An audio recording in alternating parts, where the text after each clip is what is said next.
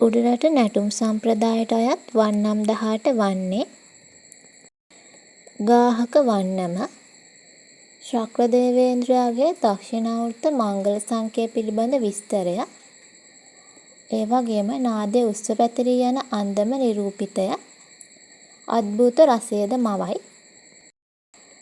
ගජගා වන්නම මිනිගිරි ශබ්දයට කංසලවමින් රාජාභරණ පැළඳ වඩින හස්තිරාජයෙකුගේ ගමන් විලාස වර්ණය කරයි. ඒ වගේම අද්භූත රසය මවයි. තුරගා වන්නම සිදුහත් කුමරුගේ අභිනිෂ්ක්‍රමණය දැක්වෙන වන්නමකි. මෙහි තාලය මගින් අශ්වයෙකුගේ ගමන් ශබ්දය මැවේ. ඒ වගේම වීර රසයද මැවේ. උරගා වන්නම නයි පොළොන් වෛරය ගැන දැක්වෙන වන්නමකි. වීර රසයද මවයි. මුසලඩි වන්නම හාවෙක් බියෙන් සැකයෙන් වනාන්තරයෙන් එළියට පැමිණෙන ආකාරයත්, ඉරු බැස යන යාමේ සතුටෙන් කෙරෙන හාවෙකුගේ ඉරියව්ද ප්‍රකාශය වේ. ශාන්ත රසයද මැවේ. උකුසා වන්නම උකුසෙකුගේ හැසිරීම ගැන පවසන වන්නමකි. ඊශ්වර දෙවියන් හා මහලව අතර වූ සංවාදාත්මක වර්ණනාවකි. වීර රසයද මවයි. වෛරොඩි වන්නම වාදයක ස්වරූපයෙන් නිර්මාණය වූ වන්නමකි. අද්භූත රසය මවයි. හනුමා වන්නම වඳුරෙකුගේ ගති ලක්ෂණ පෙන්නුම් කරන වන්නමකි. කරුණා හා හාස්‍ය රසය මවයි. මයුරා වන්නම කතරගම දෙවියන්ගේ වාහනය වන මොණරා පිල්විදහා කරන රංගනය කියවන වන්නමකි. අද්භූත රසයද මවයි.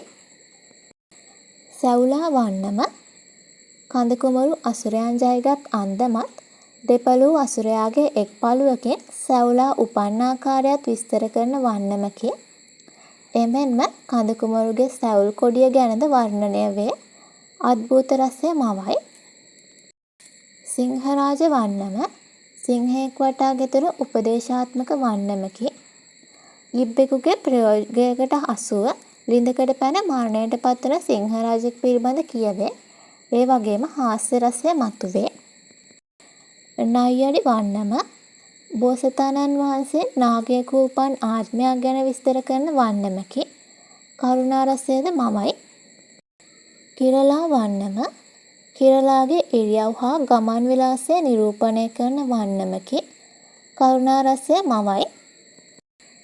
ඊරඩි වන්නම විවිධ දක්ෂතාවලින් පරිපූර්ණ වූ යුද භටයෙකු පිළිබඳ මෙම වන්නමින් නිරූපණය වේ. වීර රසය මවයි. සුරපති වන්නම උමයාංගනාව නැතුව වැළපෙන ඊශ්වර දෙවියන් පිළිබඳ වර්ණනා කරන වන්නමකි.